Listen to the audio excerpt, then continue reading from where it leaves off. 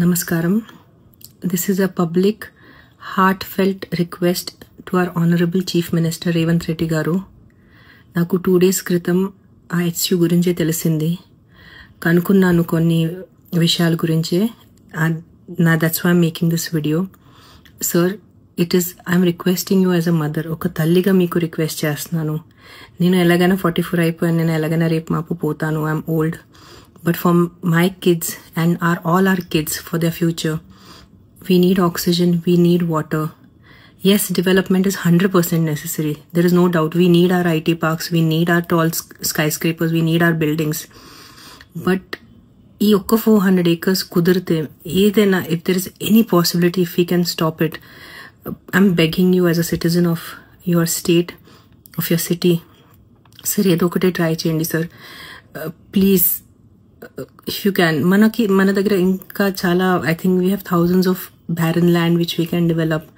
You guys are senior than me. You guys are more, I'm nobody in front of you. Ante me mundu nenu, you guys are all experts in this.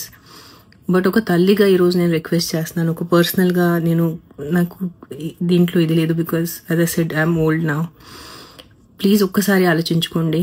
Yes, development is necessary. I'm not saying no. We are all here because of the developed cities.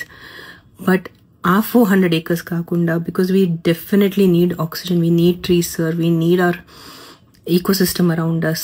Please rethink. It's a heartfelt request to all the officers, all the ministers. As a mother, I'm requesting you, please try to rethink this. If it is possible, it would be a great, huge help, and it's like we'll have a lot of gratitude for you, sir. Thank you. Hello everybody, andarki namaskaram. So ee video baita post ayin tarvata I may get a lot of backlash, kani ee video vachi elanti political thought process kani mana AP Telangana lo gaani mana country lo jarugutuna development ki viruddhanga gaani nenu post cheyatledu. HCU lo jarugutuna poratam gurinchi andarki telusu, and అందరూ social మీడియాలో all eyes on HCU అనే పోస్టులు కూడా పెడుతున్నారు. డెఫినెట్గా నేను ఇప్పుడు కంఫర్టబుల్గా నా అపార్ట్మెంట్ నుంచి కూర్చొని వీడియో చేసి పోస్ట్ చేస్తున్నాను. కానీ నాకు కూడా తెలుసు ఈ అపార్ట్మెంట్ కట్టేటప్పుడు ఎన్ని ట్రీస్ కానీ ఎన్ని యానిమల్స్ని కానీ చంపడం జరుగుంటుంది, లేకపోతే ఎన్ని ట్రీస్ కట్ చేయడం జరుగుంటుంది.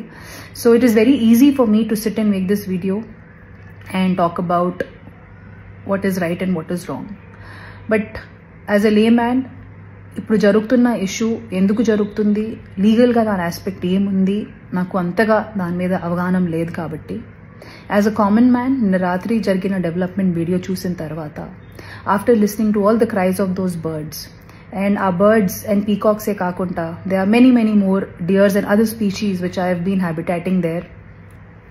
Maybe this is our chance to redeem hour selves.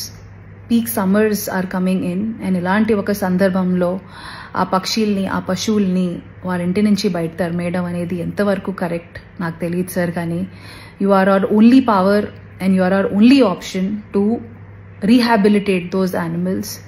So please ఆ పక్షుల్ని కూడా దృష్టిలో పెట్టుకొని ఒక పాజిటివ్ అప్రోచ్తో మీరు మీ నెక్స్ట్ డెసిజన్స్ తీసుకుంటారు అనేది మనస్ఫూర్తిగా కోరుకుంటున్నాము.